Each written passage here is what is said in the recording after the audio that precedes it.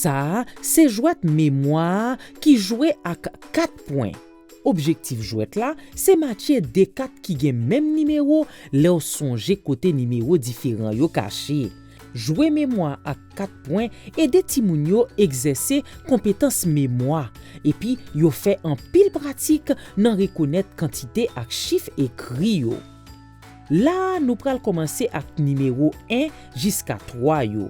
Encadrement 10, D ak 4 points dans l'ordre yo. Mais ou ka mette n'importe 4 que ou pense ti moun yo pare pour yo. Et puis, yon parti important dans préparation jouet ça, c'est que ou besoin assurer ou que ou gen P4. Autrement, ou pral fini ak 4 qui pa gen pareil. Premièrement, moi pral mette 4 moyen yo en rangée. Après ça, moi pral virer yon 4 et puis après ça, yon l'autre 4. Espérer gen yon qui matche ak li. OK, D ak 3, qui donc pas gen qui matche fois ça. Koulnia, c'est tout pas l'autre jouet. Ak espoir que yo te pote attention pendant tout pas moyen. Qui donc yo vire yon D. Et puis, si yo songe côté D moyen teye, yo pral virer 4 ça et puis yo joine yon qui matche. Et puis, ou ka jouer côté que après ou fin joine yon qui matche, ou al chercher encore.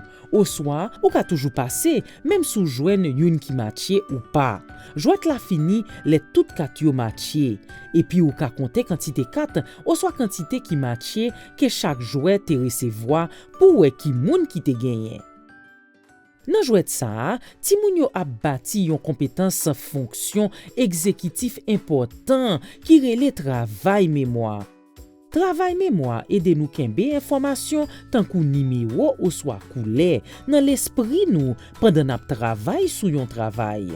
Qui donc, les nous que yon l'autre jouet vire yon 4D, nous besoin kembe côté D ça yé dans mémoire travail nous pendant y a fin virer l'autre yo et puis pendant que n'a viré et puis réfléchi sous l'autre 4.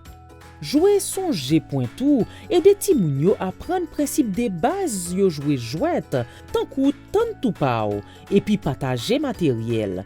Et puis certainement y a fait un pile pratique compter quantité ak reconnaître numéro.